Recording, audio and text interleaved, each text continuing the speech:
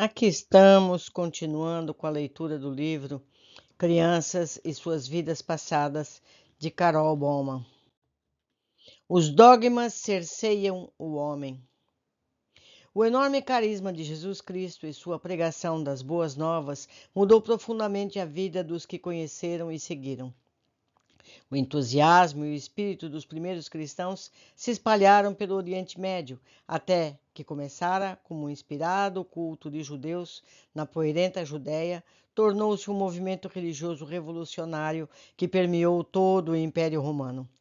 À medida que as ideias foram se espalhando, elas se infiltraram nas práticas e nas teologias das religiões existentes, formando dogmas que Jesus mesmo não teria reconhecido, especialmente a instituição de um clero formal que mediava as relações dos homens com Deus.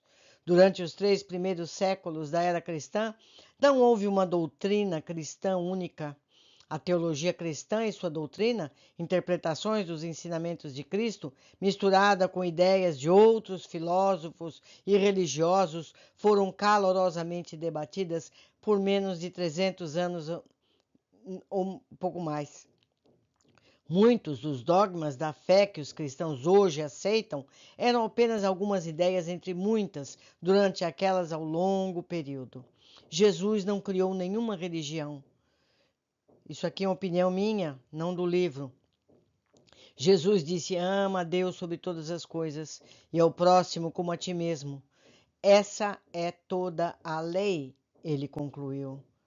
Tudo o mais que está à volta foi criado por homens. No dia em que todas as pessoas só fizerem aos outros aquilo que querem que faça a si mesmas, nós estaremos vivendo num paraíso.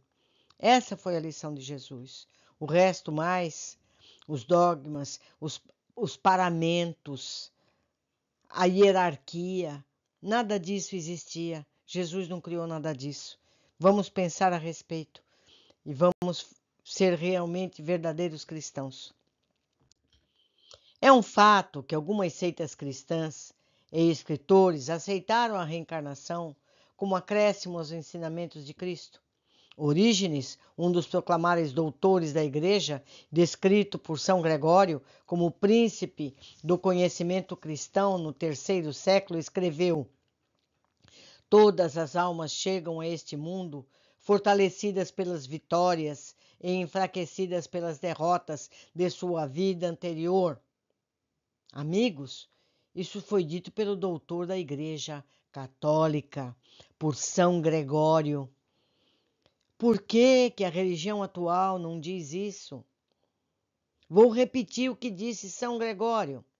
Todas as almas chegam a este mundo fortalecidas pelas vitórias, enfraquecidas pelas derrotas de sua vida anterior.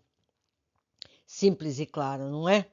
Continuando, portanto, se a reencarnação era uma ideia recorrente do cristianismo nascente, porque todos os seus tratos desapareceram da religião cristã que reconhecemos hoje? No início do 4º século, fortes facções cristãs concorriam entre si em busca de influência e poder, enquanto que, ao mesmo tempo, o Império Romano começava a entrar em colapso. No ano 325, um movimento para tentar renovar a unidade do Império, o ditador absoluto, o imperador Constantino, reuniu os líderes das facções cristãs que lutavam entre si no Concílio de Nicéia. Ofereceu-se para colocar todo o seu poder imperial para apoiar os cristãos, se resolvessem suas diferenças e concordassem em ter um único credo. As decisões tomadas nesse primeiro concílio determinaram a fundação da Igreja Católica Romana. Para garantir a unidade, todas as crenças que conflitavam com o novo credo foram banidas, e esse processo de facções e documentos que sustentavam a reencarnação foram descartados. Eu lembro aqui para vocês pesquisem, meus amigos, o que aconteceu com os cátaros. Os cátaros eram cristãos. Eu não vou dizer aqui não. Busquem. Busquem para que vocês não se esqueçam jamais do que a igreja fez aos cátaros, que eram cristãos. Continuando. Depois, com o total apoio dos líderes cristãos, Constantino passou a agir para eliminar as religiões competidoras e tornar absoluto seu domínio pessoal sobre o império. O resultado do casamento entre a Igreja e o Estado imperial foi uma nova igreja, feita à imagem do autocrático Império Romano. Por essa razão, segundo alguns historiadores, a Igreja exalta inquestionavelmente a autoridade central, impõe um único credo dogmático aos seus seguidores e trabalha com tanta energia para reprimir ideias divergentes. Isso é importante porque a reencarnação ficou fora do credo oficial. E as pessoas dizem, né, da Santa Igreja Católica Romana. Romana, a igreja nunca é romana, Cristo não era romano. Cristo não era romano. Vocês entendem a diferença da igreja romana, do cristianismo nascente, aquele que Jesus trouxe? Pensem nisso. Continuando. Aparentemente, alguns cristãos continuaram a crer na reencarnação, mesmo depois do Concílio de Nicéia, porque em 553, como eu já contei antes a vocês, a igreja considerou necessário condenar explicitamente a reencarnação. No segundo concílio de Constantinopla, o conceito de reencarnação, reunido a outras ideias sobre o termo pré-existência da alma, foi considerado um crime passível de excomunhão. Maldição. Isso é um anátema. Pensem nisso tudo, meus amigos. Por que a igreja iria a tais extremos para desacreditar a reencarnação? A psicologia implícita na reencarnação pode ser a melhor explicação. Uma pessoa que acredita na reencarnação assume a responsabilidade por sua própria evolução espiritual através do renascimento. Não precisa de padres, não precisa confessionários ou rituais para evitar a condenação. Todas essas ideias não fizeram parte dos ensinamentos de Jesus. E eu lembro mais uma coisa muito triste. É muito triste dizer tudo isso. A igreja, nesse tempo passado, vendia o perdão. Você podia comprar um perdão antecipadamente por um crime que você ainda não cometeu. Foi por causa dessas práticas que nasceu o protestantismo, condenando o dinheiro na igreja, que vendia as indulgências. Por isso que os protestantes a linha protestante criou. Foi um protesto contra essas práticas. E hoje em dia, os protestantes também têm dinheiro na igreja. Não é verdade? Lembro sempre que o único momento em que Jesus perdeu a paciência foi contra os vendilhões do templo. Bom, mas não é aqui o caso desse nosso livro. Vamos continuar a leitura. Precisa apenas levantar em consideração os seus atos em relação aos outros e a si mesmo. A crença da reencarnação elimina o medo do inferno eterno que a igreja emprega para disciplinar o seu rebanho. Em outras palavras, a reencarnação mina a autoridade e o poder da igreja dogmática. Não foi à toa que deixou os defensores da fé tão preocupados. Apesar do decreto de 553, Concílio de Constantinopla, a crença da reencarnação persistiu. Foram precisos mais 1000 anos, com muito derramamento de sangue, para reprimir completamente a ideia. E dizem lá, não matarás. Não é? Apesar de não matarás, muitos morreram por defenderem as suas ideias. No início do século XIII, os cátaros, que eu citei agora há pouco, uma seita cristã, acreditava na reencarnação. Florescia na Itália e no sul da França. O Papa montou uma cruzada para erradicar aquela heresia e meio milhão de pessoas, 500 mil pessoas foram massacradas, aldeias inteiras, de uma vez.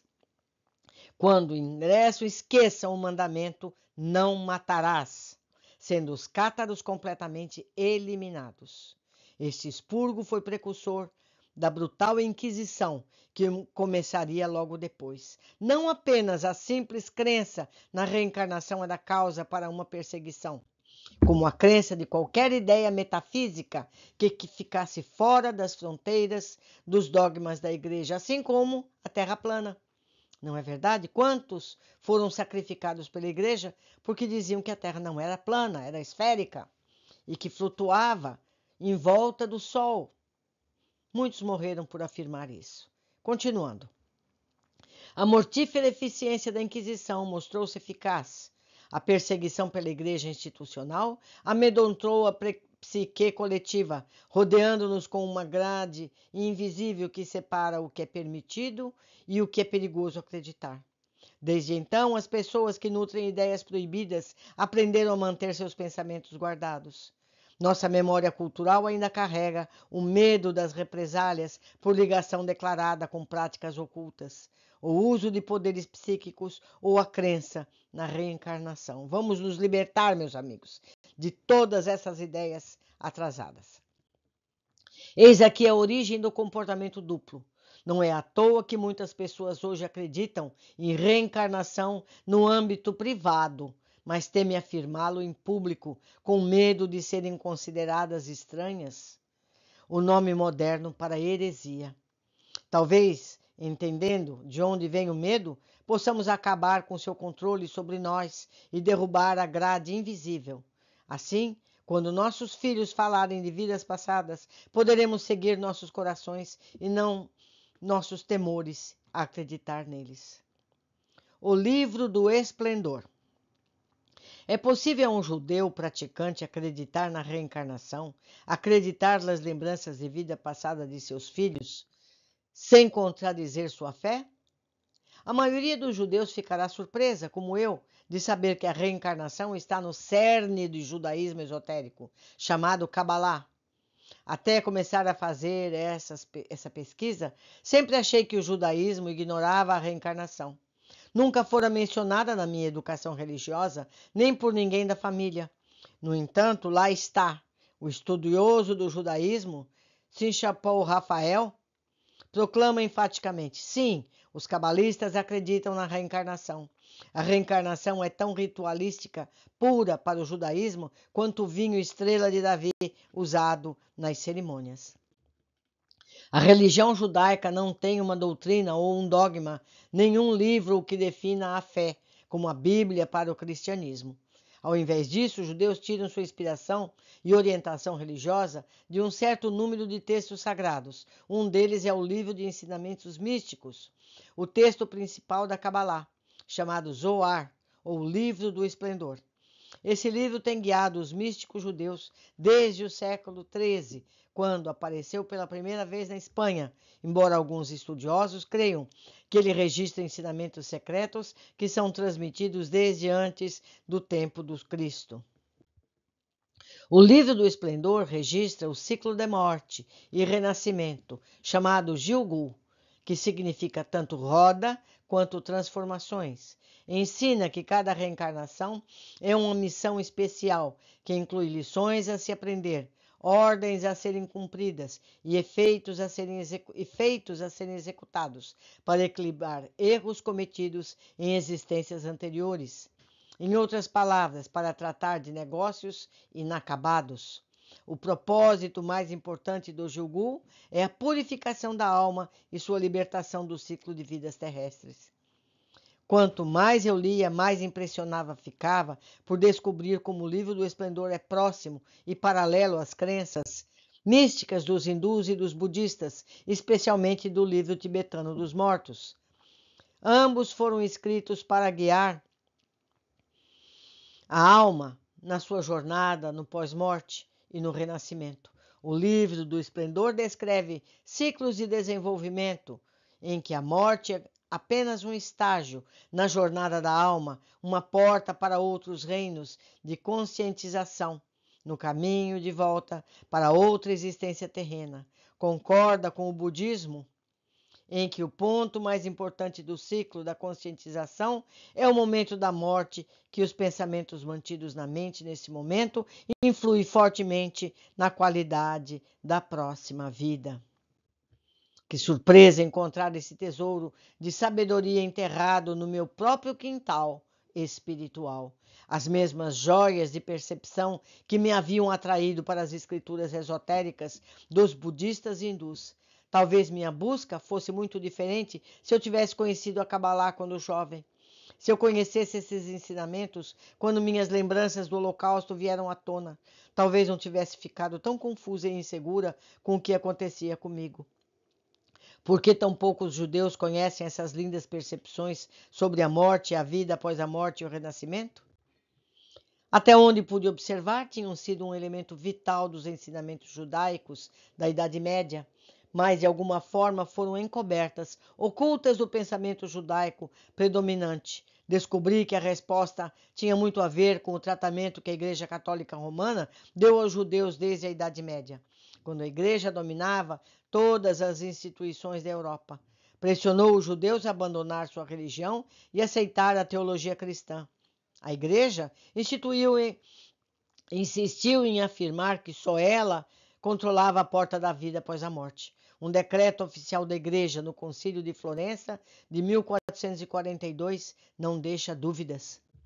Ninguém fora da Igreja Católica, nem os judeus, nem os hereges, nem os cismáticos poderão participar da vida eterna, mas serão consumidos pelo fogo eterno, preparado para o demônio e seus anjos. Séculos desse tipo de perseguição impuseram seu tributo à psique do judeu moderno, cercado dos ensinamentos cristãos sobre a vida após a morte, que lhe cenava explicitamente como inferno. Muitos judeus decidiram optar por sair do sistema, eliminando qualquer ideia de uma vida após a morte dentro de sua crença, inclusive sua mística tradição do Gilgul. Contudo, hoje vemos o reflorescimento do interesse em todas as tradições místicas e o ressurgimento da Kabbalah.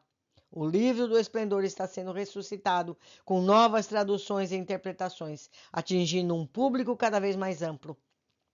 Do que pude aprender, sinto-me confiante em dizer que qualquer judeu que aceitar a lembrança de vida passada de uma criança é um ato que está em perfeita harmonia com suas tradições judaicas. A crença na reencarnação está ligada ao fundo do velho coração do misticismo judaico. Sim, existe um Deus. Quando uma criança fala de uma lembrança de vida passada, o efeito ricocheteia longe. No centro está a criança que é diretamente curada e mudada. Os pais que estão perto são atingidos pela verdade da experiência. Uma verdade poderosa demais, capaz de desalojar crenças profundamente entrincheiradas. Para observadores, mesmo aqueles que apenas leem a respeito, relatos e lembranças de vidas anteriores de crianças podem levar a alma em direção a um novo entendimento. Lembranças de vidas passadas que têm o poder de mudar vidas. Colleen Hooker mostra como a sua vida mudou. Vejamos. Creio que a experiência de Blake foi algo que eu precisava para começar minha própria jornada espiritual. Antes que acontecesse, eu era ateia. Pensava que Deus não existisse. Antes havia coisas que não conseguia entender, como uma criança de 3 meses tem que morrer. Não podia entender como Deus podia ser tão cruel. Desde a experiência de Blake, pesquisei e li sobre reencarnação. Comecei a entender como funciona, que temos diversas vidas, aprendemos coisas diferentes em cada uma delas. Também escolhemos um corpo em que voltamos, como o corpo de um aleijado ou de um retardado, para poder aprender. Antes disso, pensava que Deus fosse extremamente cruel por fazer isso a uma pessoa, enquanto outro levava uma vida maravilhosa. Então, sabendo que as vidas anteriores são possíveis, tudo pareceu fazer sentido. E hoje eu percebo que sim, existe um Deus. Meus amigos, muita coisa vai ficar clara. E lembro mais uma vez, pesquisem o livro de Kardec. Os planos espirituais existem. Existe lá o Livro dos Espíritos. Ele escreveu 5 livros sobre cada tema. Comecem por esse, que vai responder as perguntas que vocês tiverem. Por hoje ficamos por aqui. Um grande abraço e até breve.